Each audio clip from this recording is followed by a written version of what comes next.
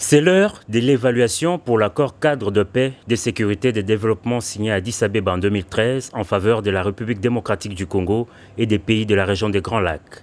Le 10e sommet des chefs d'État et de gouvernement sur le mécanisme régional de suivi de cet accord cadre qui s'ouvre ce jeudi a figuré au menu des échanges entre le président de la République et le secrétaire général adjoint des Nations Unies en charge des opérations de maintien de la paix. Venu représenter le secrétaire général de l'ONU, Antonio Guterres, empêché pour ce sommet de Kinshasa, Jean-Pierre Lacroix a, dans sa rencontre avec Félix-Antoine Tshisekedi Tshilombo, évoqué l'excellente coopération qui existe entre les autorités congolaises et les Nations Unies. Nous avons, avec son Excellence, Monsieur le Président de la République, parlé de l'excellente coopération qui existe entre les Nations Unies et les autorités congolaises.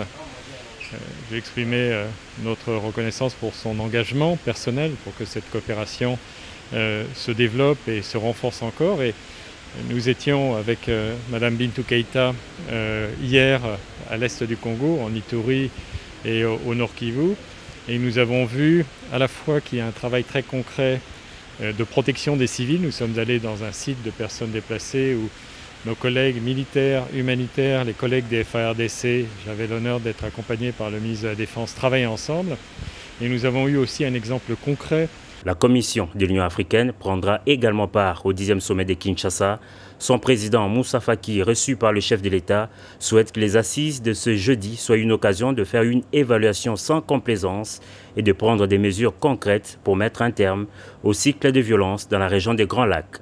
Je pense que c'est une occasion pour les chefs d'État de la région et les garants, dont l'Union africaine, de faire une évaluation sans complaisance et prendre des mesures concrètes pour mettre un terme à cette situation qui n'a que trop duré.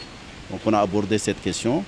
Et bien entendu, que le président a cédé le fauteuil, et donc j'ai profité de l'occasion pour le remercier et le féliciter de l'excellent travail qu'il a accompli à la tête de l'Union africaine et du soutien que la Commission et moi-même avions reçu de lui pendant sa mandature.